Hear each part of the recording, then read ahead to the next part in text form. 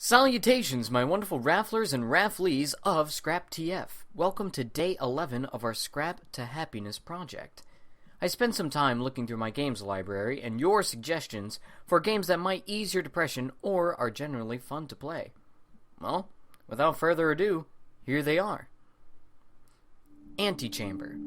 Antichamber is not a game, as you're not playing it. Antichamber plays you, and from the minute you begin, all conceptions you have about just about anything will be turned on their heads and used in a way you wouldn't previously expect. This game is all about broadening your mental horizons, and it's full of great advice. I eagerly hope everybody tries this game.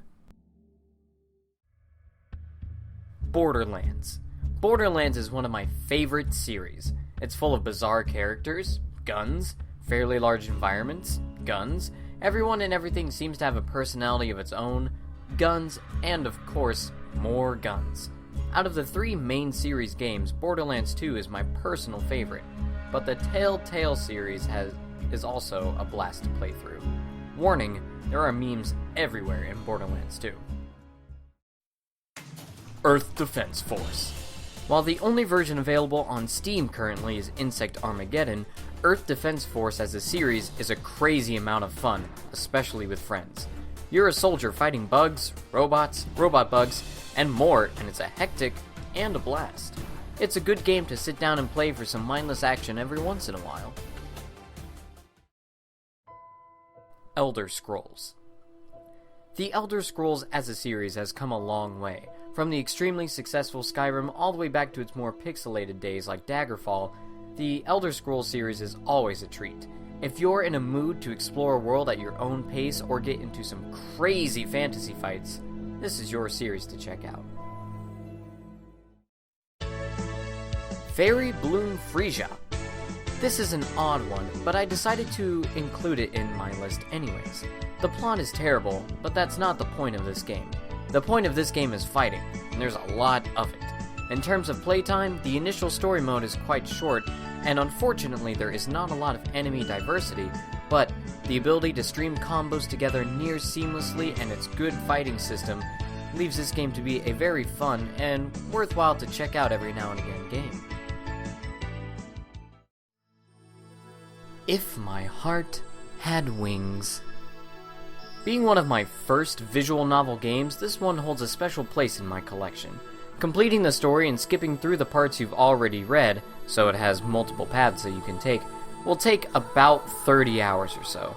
It has a beautiful soundtrack, nice animated cutscenes, varied, well, about as varied as anime can be sometimes, character expressions, and of course, a good story that follows some anime tropes, but it's still a very good story. Ibb and Obb. This platformer is gorgeous and cute. You'll traverse a wonderful world full of gravity-based challenges, and it's definitely meant to be played with a friend. It's a good play-with-a-friend type of game. You'll have to think outside of the box on many challenges, and when you get to the end, you will feel rewarded for it. And, of course, it's very visually appealing. Lethal League. Welcome to a fighting game that's not about fighting. Lethal League has you focused entirely on smacking a ball to increase the speed until it's nearly impossible to hit. It's Battle Pong, and it's insanely fun. It's easy to pick up, but much like Team Fortress 2, there is a huge skill curve. Dawn of War. Dawn of War was a suggestion, and I personally haven't ever touched the series. After watching some videos and reading up on what it actually is, I'm glad, and eventually saving up for, to have it brought to my attention, and that apparently it's a big thing, and I should be ashamed to not know what it was before. Sorry, I'm just not a media person, but okay. Dawn of War, it's good. Go check it out. Momodora 3. This is a platformer game that's meant to be quite short, but despite its length, there are a fair amount of hidden secrets to collect, hidden objectives, and choices you can make that alter the story. Think Cave Story, but a lot shorter. Still, no less fun, and I encourage everybody to pick up Momodora 3. Cave Story. Honestly, since I brought this up, I should talk more about it, but I won't. Cave Story is a game that is meant to be explored, and I'm not going to say more about it. It's a platformer, it's fun, it has a great story, interesting characters. Pick it up if you haven't already. Proteus. The environment is the music, your exploration is the game. There is no initial objective, only what you make it to be. There are a few secrets to be found, and much can be gleaned from the game about what's really going on in the world. It's very relaxing, there's no pressure for anything. It's a good game for sitting down and enjoying yourself. So go do that. Shovel Knight. Yeah, we all know about Shovel Knight, right? That's kind of a recent thing. Alright, I'm not gonna talk more about it. Shovel Knight, just go get it. Enough said. Super amazing Wagon adventure. Hey, want to play a game where you're a caravan that goes into space or underwater and follows a nonsensical story to reach the end of the road? Me too. Go play this silly but awesome game that's sure to put a smile on your face.